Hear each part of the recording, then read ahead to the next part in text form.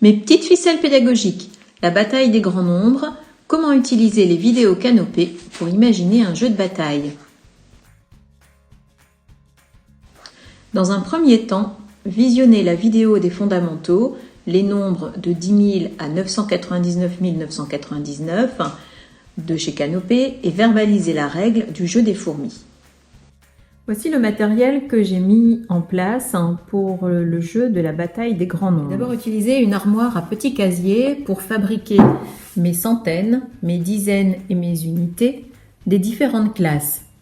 Au plus on grimpe, au plus on monte, au plus les classes sont importantes. La classe des unités simples, la classe des 1000, la classe des millions. J'ai gardé une unité de couleur pour les unités, une unité de couleur pour les dizaines et une unité de couleur pour les centaines. J'ai ensuite imprimé des timbres représentatifs de chaque valeur pour chacune des classes. Par exemple, d'abord dans la classe des unités,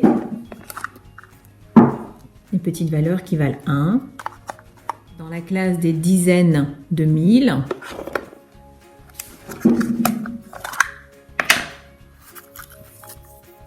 j'ai bien les timbres 10 000. J'ai également 3D aux couleurs des unités, des dizaines et des centaines. La face 6 points a été remplacée par une valeur 0. Chaque élève dispose également d'un tableau des nombres où l'on retrouve la classe des unités simples, la classe des 1000, la classe des millions. Et enfin un plateau pour pouvoir lancer les dés, chacun son tour. Ce jeu se joue plutôt avec 2 élèves, 3 maximum, parce que la manipulation des petits casiers peut paraître un peu longue. Chaque élève envoie ses dés. Le premier lancé concerne la classe des unités simples. 2 unités, 0 dizaines, 5 centaines. L'élève prend dans les petits casiers classe des unités simples les timbres qui correspondent aux valeurs sur les dés. Chaque élève comptabilise la valeur des timbres et les retranscrit dans son tableau. 2 unités, 0 dizaines, 500. Lorsque les 2 élèves ont jeté les dés pour les unités simples, on enlève l'élément classe des unités et on recommence le travail avec la classe des 1000. Après le deuxième lancer, l'enfant vient d'obtenir 2000,